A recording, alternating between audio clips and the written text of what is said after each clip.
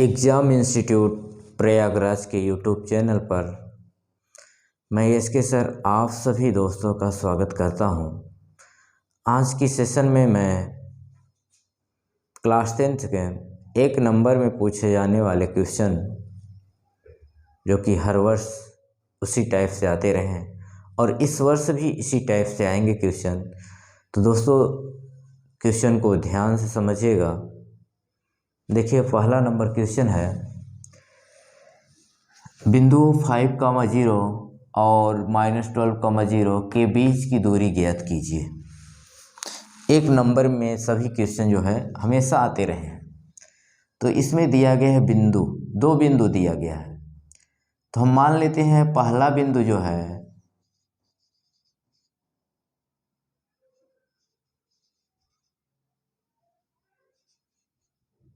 हम पहला बिंदु मान लिए P 5,0 और दूसरा बिंदु मान लिए Q -12,0।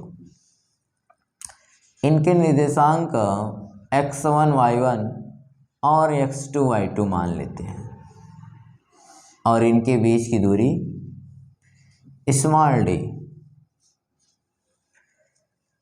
तो फार्मूला होता है दोस्तों दो बिंदुओं के बीच की दूरी का, small d equal to x2 minus x1 का whole square plus y2 minus y1 का होल स्क्वायर।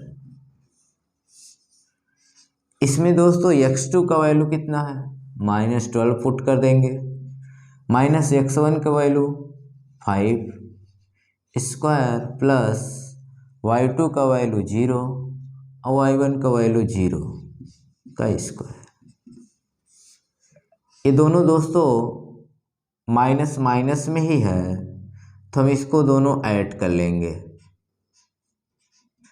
तो कितना हो जाएगा, -12 और -5 -17 का स्क्वायर, और ये दोनों 0 हो जाएगा, कोई मतलब नहीं है।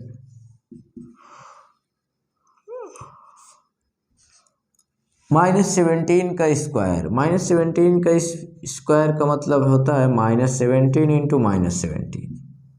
माइनस माइनस मित्रों प्लस हो जाएगा और ये अंडर रूट में है, मतलब ये स्क्वायर रूट। तो स्क्वायर रूट में अगर पेयर होता है तो इसमें एक जो है हम चुन लेते हैं, वही आपका वर्गमूल हो जाएगा। तो इसमें इस क्वेश्चन का आंसर हो जाएगा दोस्तों 17 इकाई। तो दोस्तों क्वेश्चन को नोट कर लीजिए, फिर हम अगले क्वेश्चन पर आते हैं।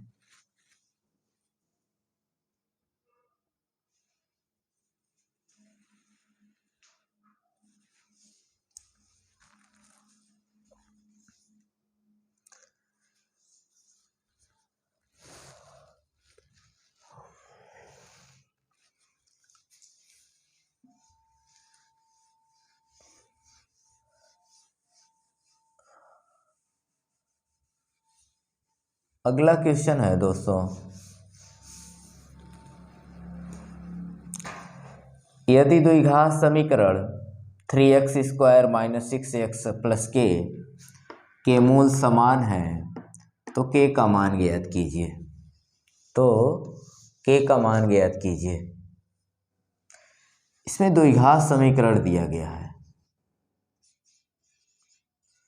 द्विघात समीकरण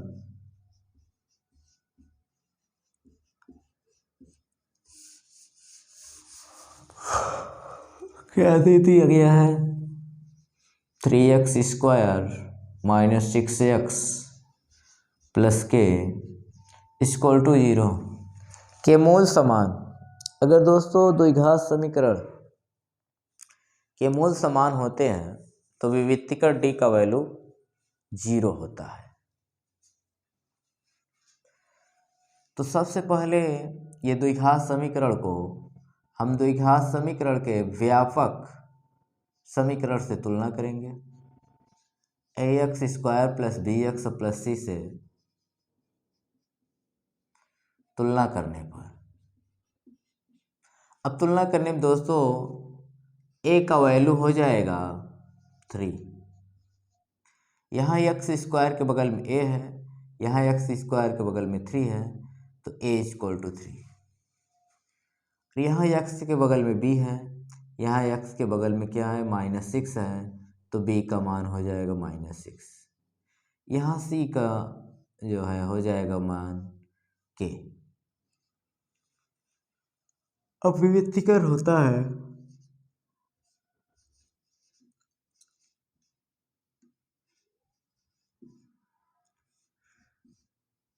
d equal to b square -4ac। विविक्तीकरण d equal to b square -4ac।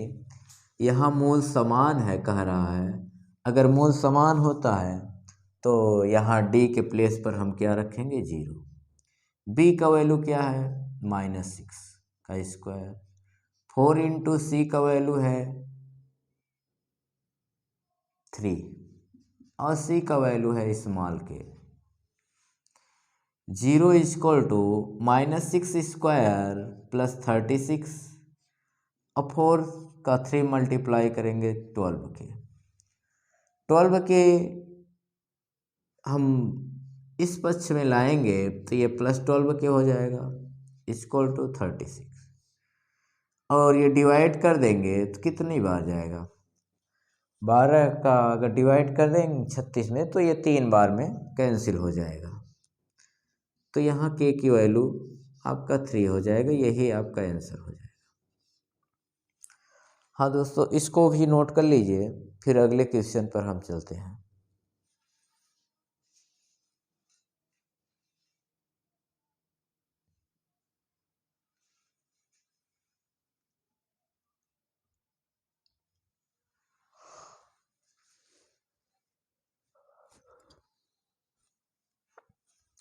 अगला क्वेश्चन देखिएगा।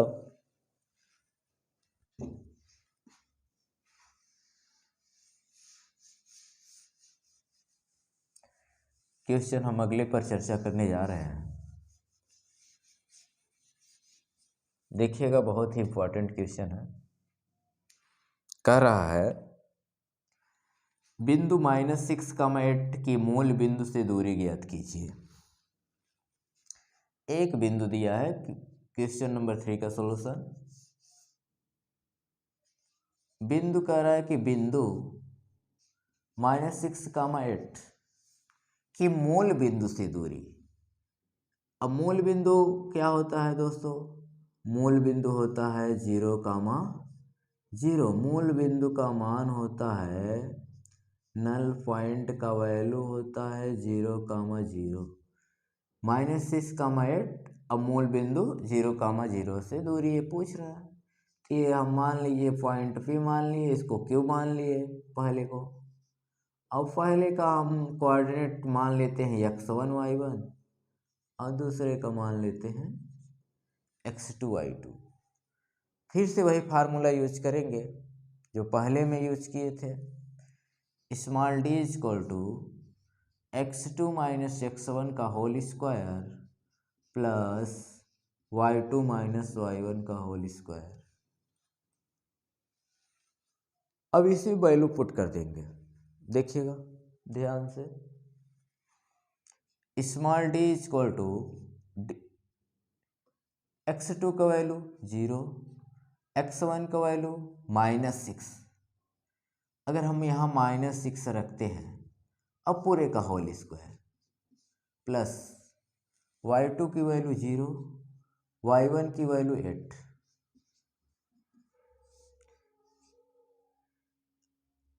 जीरो माइनस माइनस क्या हो जाएगा दोस्तों, प्लस। 0 में से -8 घटाएंगे तो 0 ही आएगा, 8 आएगा। 0 में से अगर -8 घटाएंगे तो 8 आएगा। 8 का होल स्क्वायर -8 का होल स्क्वायर, और 0 में +6 जोड़ेंगे तो 6 आएगा। तो ये 6 का होल स्क्वायर और प्लस -8 का होल स्क्वायर। 6 का होल स्क्वायर 36 प्लस 8 -8 का स्क्वायर 64। ये दोनों दोस्तों अगर हम ऐड करते हैं तो 4 और 6 10 और कितना हो जाएगा, कैरी जो है 1 हो जाएगा। 6 और 3 9 और कैरी 1 10, ऐड कर लेंगे तो अंडर रूट 100 हो जाएगा। और स्क्वायर रूट अगर निकालेंगे तो इसका जो है 10 इकाई। यही दोस्तों आपका आंसर हो जाएगा।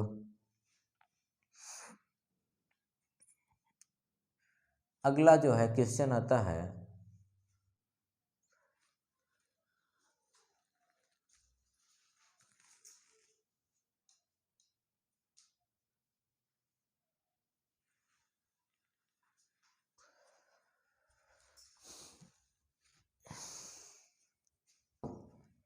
नेक्स्ट क्वेश्चन की मैं बात करने जा रहा हूं दोस्तों, देखिएगा।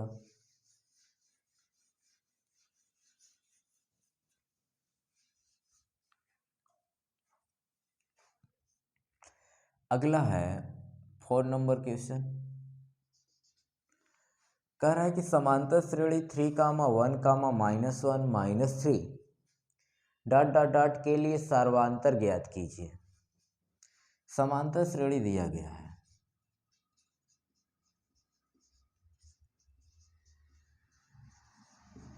समांतर श्रेणी दिया गया है 3 कामा 1 कामा -1 कामा -3 डॉट डॉट डॉट।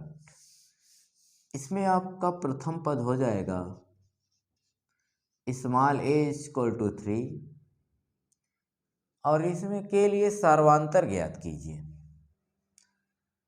तो प्रथम पद a को हम a1 भी कहते हैं और द्वितीय पद को हम कहते हैं, ये प्रथम पद है,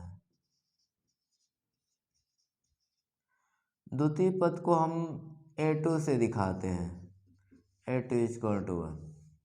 उसके बाद इसमें पूछ रहा सर्वांतर। सर्वांतर स्मॉल d बराबर होता है a2 माइनस a1। दूसरे पद में से पहले पद को आप माइनस कर लीजिए, सर्वांतर कहलाएगा। दो पदों का अंतर, तो a2 का वैल्यू 1 और माइनस a1 की वैल्यू 3, तो हम माइनस कर देंगे तो -2। बहुत ही स्मॉल इसका सॉल्यूशन था, बहुत अच्छा। इतना करने पर आप लोगों को 1 नंबर मिलेगा, इसको भी नोट कर लीजिए आप लोग।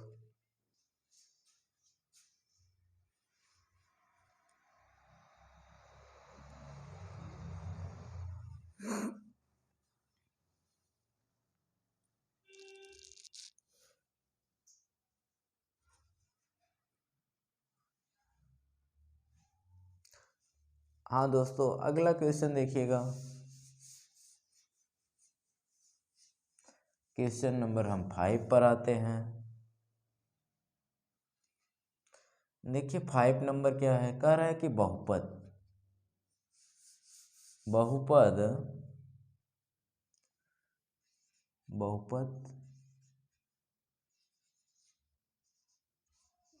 चल नहीं रहा है,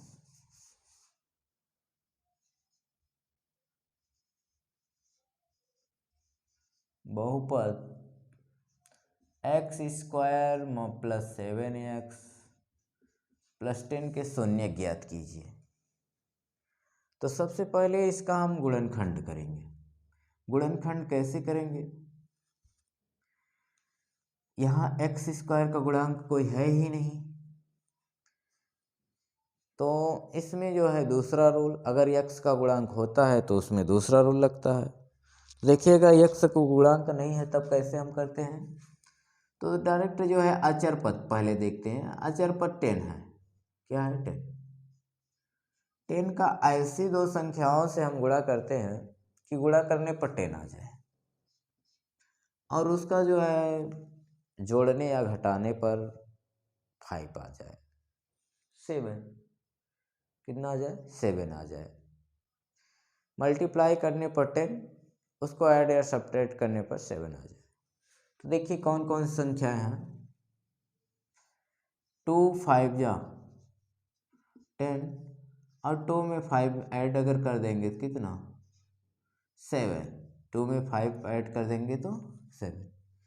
देखिएगा x square plus 7x plus 10 है, एक्स स्क्वायर प्लस यहाँ लिखेंगे 2 प्लस 5 और बगल में x plus 10, x square plus 2 का x में मल्टीप्लाई करेंगे 2x, 2 का 5, 5 का x में करेंगे तो 5x प्लस 10। इन दोनों में कॉमन क्या चीज़ है? दोनों में कॉमन x है। अगर हम x कॉमन ले लेते हैं तो x से डिवाइड भी होता है। कॉमन का मतलब होता है भाग, डिवाइड करना। इसमें हम 5 कॉमन ले रहे हैं तो 5 से हम डिवाइड कर देंगे दोनों टर्म में।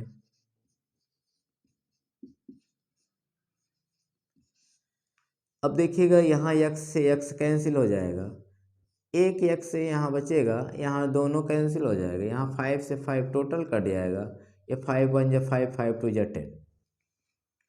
यहाँ बचे क्या क्या क्या बचा हुआ है देखिएगा, x, यहाँ एक x बचा हुआ है, यहाँ क्या बचा है +2 और +5 x प्लस 2। इन दोनों में भी दोस्तों x प्लस 2 कॉमन है, तो x प्लस 2 कॉमन है तो एक ब्रैकेट में x प्लस 2 और दूसरे ब्रैकेट में हो जाएगा x प्लस 5, x प्लस 5।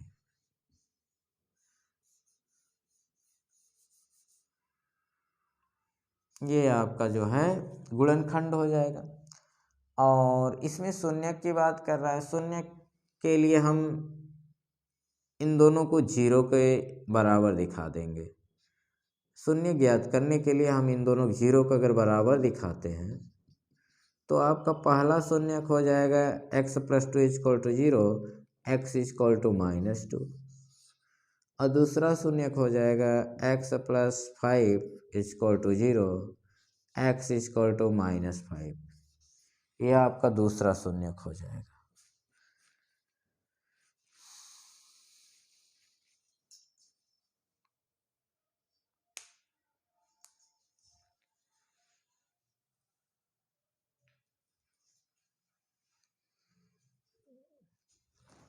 हाँ दोस्तों, नेक्स्ट क्वेश्चन देखिएगा।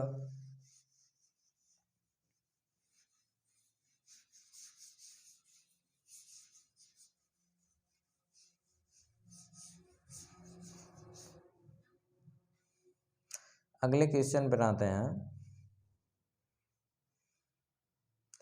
अगला है कि यदि tan, त्रिकोणमिति के संबंधित क्वेश्चन है, यदि tan a इक्वल टू 4/3 तो cos a का मान ज्ञात कीजिए। इसमें tan दिया है, क्वेश्चन नंबर 6 है, tan a इक्वल टू 4/5 तो वैल्यू पूछ रहा है cos a, cos a का वैल्यू।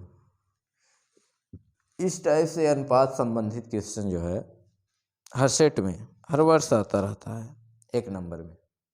तो देखिएगा इसका सिंपल सा फंडा है। सबसे पहले एक सिंपल सा त्रिभुज बना लेंगे हम, ABC नाम दे देंगे। ये भुजा आपकी जो है ये कर्ण होता है, ये लंब हो जाएगा, ये 90 डिग्री है इसलिए कर्ण, और ये आपका जो है लंब। और tan थीटा होता है लंब अपान लंब बटे आधार होता है, तो लंब 4 दिया है और आधार जो है 5।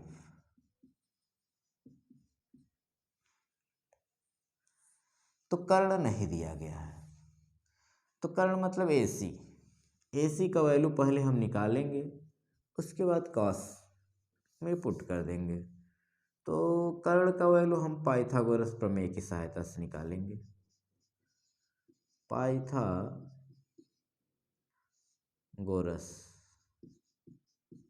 प्रमेय, पाइथागोरस प्रमेय होता क्या है?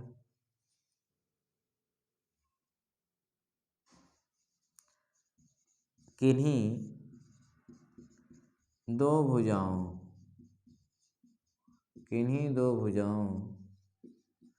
के वर्गों का योग किन्हीं दो भुजाओं के वर्गों का योग तीसरी भुजा के वर्ग के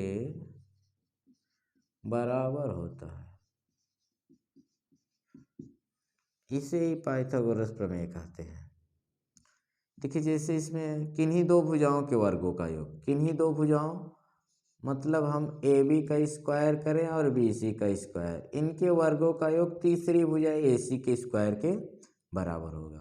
मतलब ए बी अगर कह दें हम तो ये लंब का स्क्वायर हो जाएगा, बी सी आधार का स्क्वायर, और इक्वल टू ये क्या हो जाएगा, कर्ण का स्क्वायर।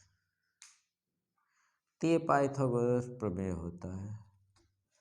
अब पाइथागोरस प्रमेय से ही हम वैल्यू निकालेंगे कर्ण का, एसी का वैल्यू।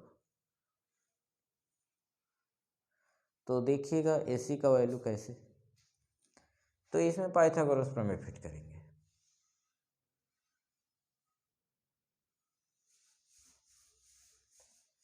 देखिएगा a c square equal to a b square plus b c square. A c का वैल्यू निकालना ही है, ए बी का वैल्यू 4 है, बी सी का वैल्यू 5। ए सी का स्क्वायर ये 16, ये कितना हो जाएगा, 5 का स्क्वायर 25। ए सी स्क्वायर बराबर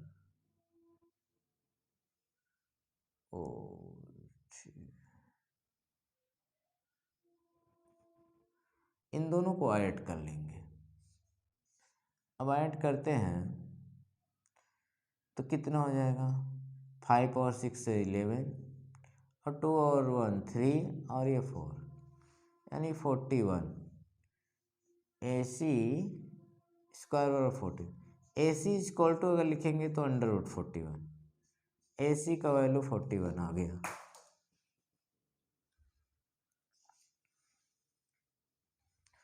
अब देखिए जब ए सी का वैल्यू आ गया √41, इसका जो है स्क्वायर रूट नहीं निकल पाएगा, तो इसको ऐसे ही रखेंगे।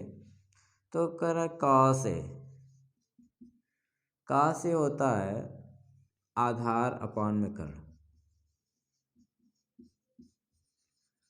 आधार कितना है वैल्यू 5, और कर्ण आया √41, तो यही आपका आंसर हो जाएगा।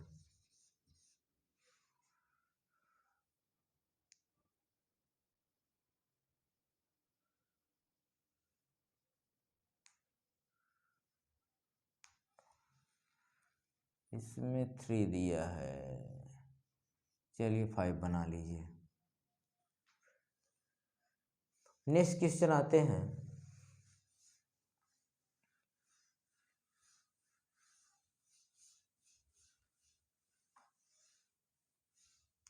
बहुपदों 3x² + 5x - 2 के शून्यकों का योगफल ज्ञात कीजिए। बहुपद दिया गया है,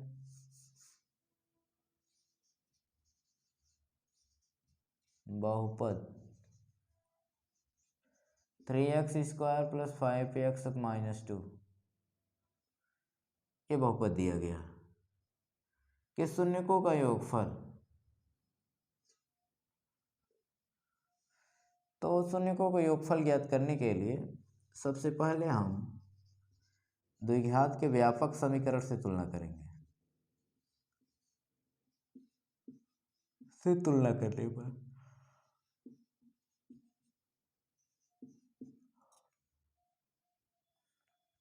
यहाँ a = हो जाएगा 3, b = 5, और c = -3।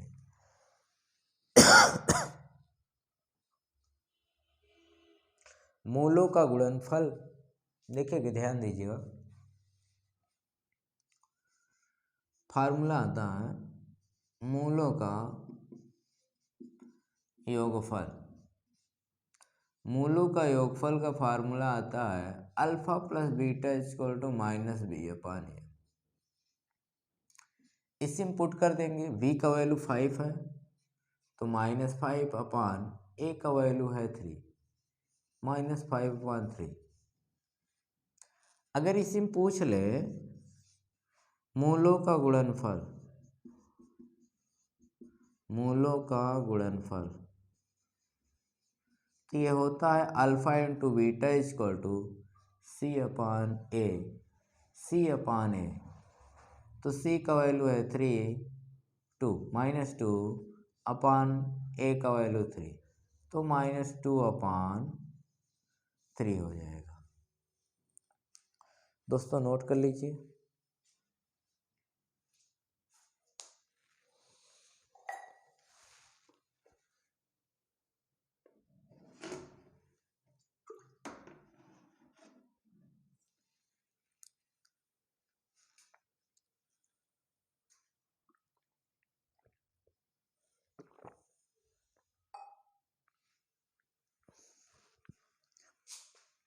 अगले क्वेश्चन पे आते हैं मित्रों।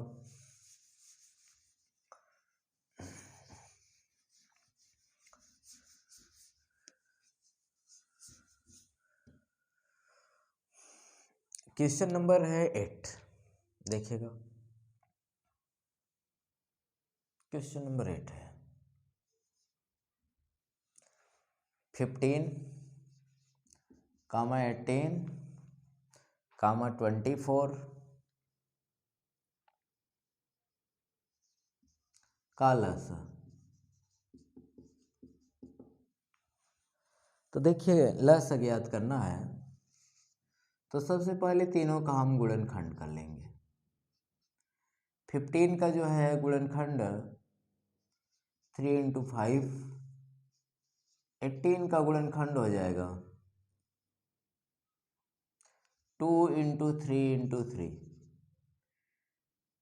2 3 6 और 3 18 हो जाएगा। इसी प्रकार 24 का 24 का भी कर लीजिए, 2 × 2 × 3, 2 दूनी 4, दूनी 8, त्रिक 24।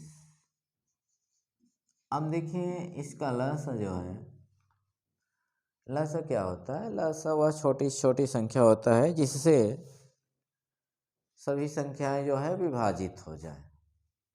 देखिए इसमें जो है सबसे पहले देखेंगे कॉमन क्या चीज़ है, तीनों में क्या है, 3 है, 3 है, 3 है, तो 3 नोट कर लेंगे। उसके बाद और भी संख्याएं नहीं मिल रहे हैं तो उसको भी हम सेम नोट कर लेंगे हम, और सभी का कर देंगे मल्टीप्लाई। तो कितना हो जाएगा दोस्तों? 3 × 5 = 15, 15 दूना 30, और 30 का 3 में मल्टीप्लाई करेंगे 90, और 90 दूना 180, 180 और दूना 360, और 360 दूना 720। ये आपका जो है लसा हो जाएगा।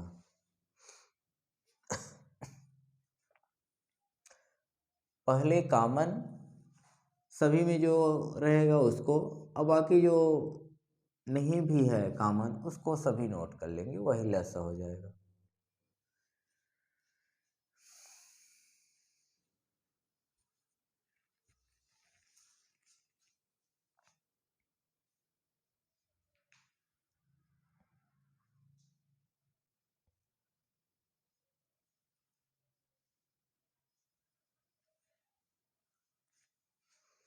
अगला क्वेश्चन देखिएगा।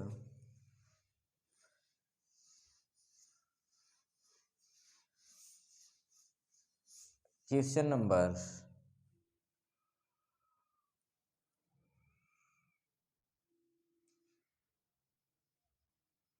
9 देखिएगा।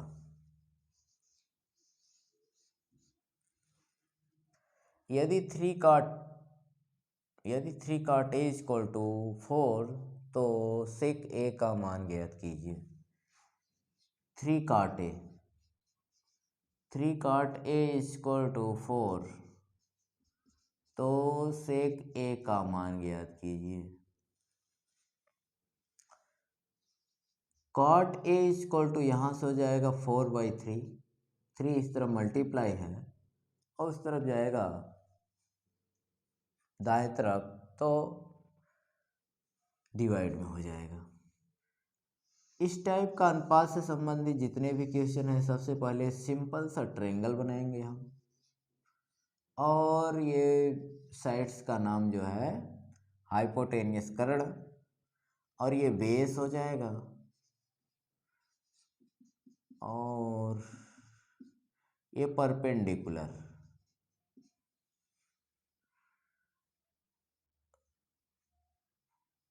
देखिए tan थीटा होता है लंब बटे आधार होता है, तो जस्ट अपोजिट उसी का आधार बटे लंब, मतलब आधार दिया है 4, लंब दिया है 3, तो कर्ण का वैल्यू जो है ज्ञात करना है। तो अभी अभी हम बताए पाइथागोरस प्रमेय से।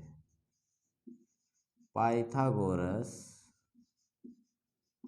प्रमेय से पाइथागोरस प्रमेय क्या होता है? सबसे पहले बड़ी भुजा का वर्ग कर्ण का स्क्वायर, शेष दो भुजाओं के वर्गों का योग, मतलब AB square plus BC square. AC square equal to AB का वैल्यू 3 का स्क्वायर, BC का वैल्यू 4 का square. AC square equal to 3 का स्क्वायर 9 और 4 का square 16। AC square equal to दोनों को ऐड करेंगे तो 25। AC equal to √25। AC equal to इसका स्क्वायर रूट 5। तो वैल्यू पूछ रहा है सेक ए, तो सेक ए का वैल्यू हो जाएगा मित्रों सेक ए कास थीटा आधार बटे कर्ण होता है, तो ये क्या हो जाएगा कर्ण बटे आधार। चल नहीं पा रहा है मार्कर। कर्ण बटे आधार, तो कर्ण का वैल्यू है कितना आ गया 5, और आधार कितना है 4, तो सेक ए का वैल्यू हो जाता है 5/4। नोट कर लीजिएगा दोस्तों इसको भी।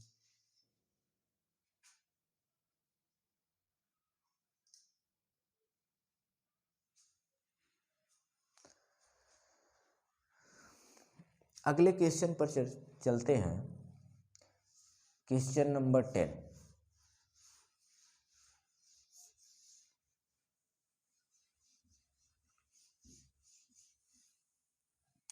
क्वेश्चन नंबर 10 दिखेगा निर्देशांक ज्यामिति का क्वेश्चन है, ये भी बहुत अच्छा है।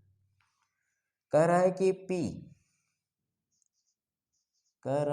P 2, -3 और Q 10, y के बीच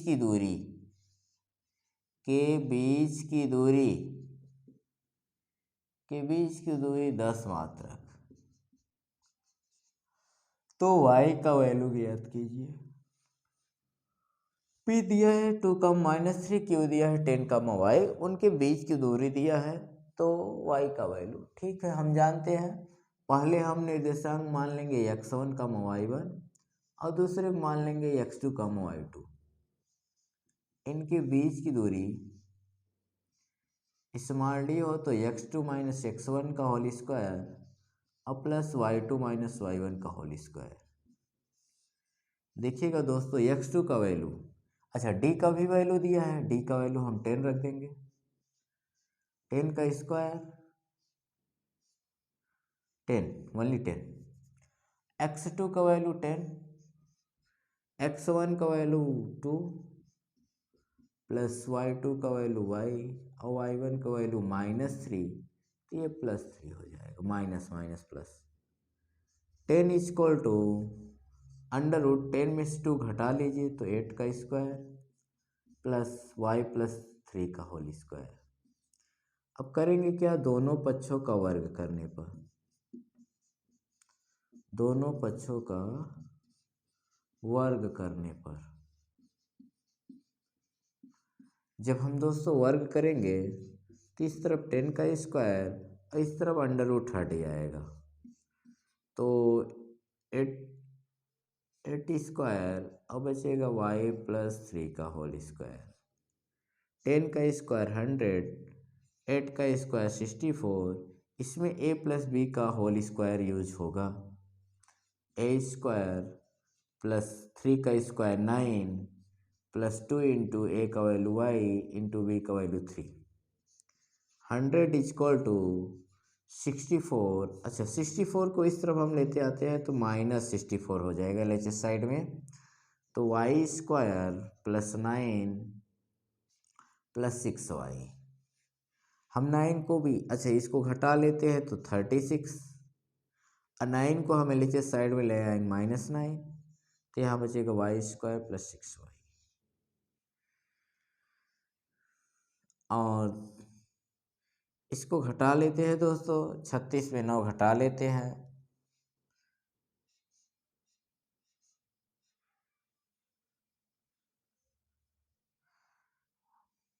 तो ये कितना हो जाता है,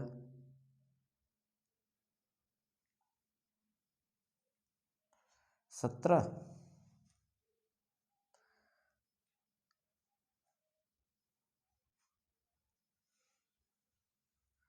equal to y square plus 6y।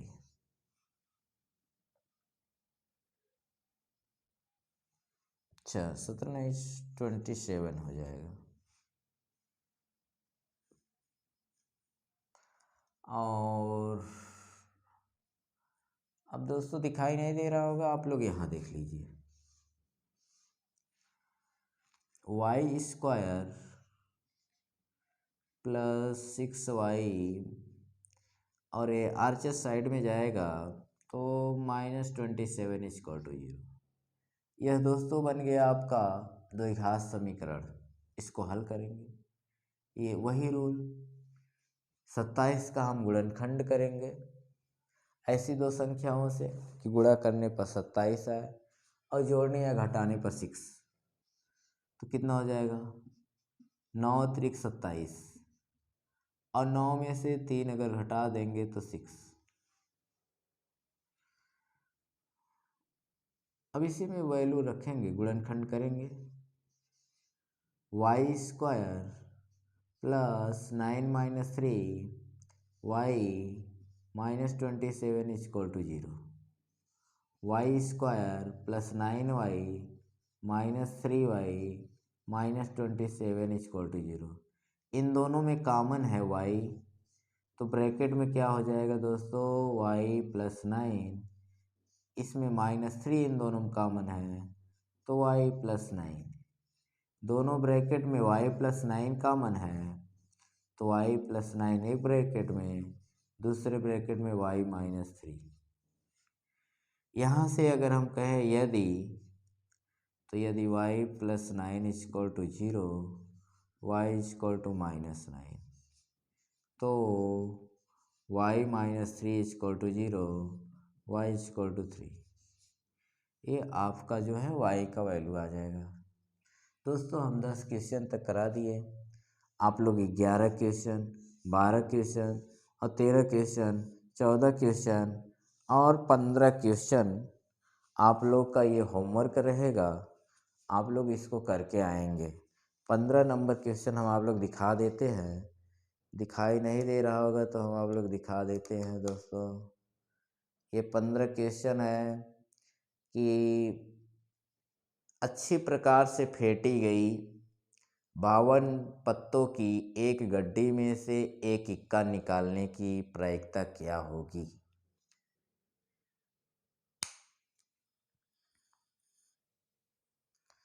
तो दोस्तों आज की क्लास मैं यहीं से समाप्त करता हूँ। जो भी क्वेश्चन बचे हुए हैं आप लोग कमेंट बॉक्स में आप लोग इसका आंसर दीजिएगा, और अगर क्लास अच्छी लगी होगी दोस्तों तो लाइक और सब्सक्राइब शेयर भी कर दीजिएगा। जय हिंद।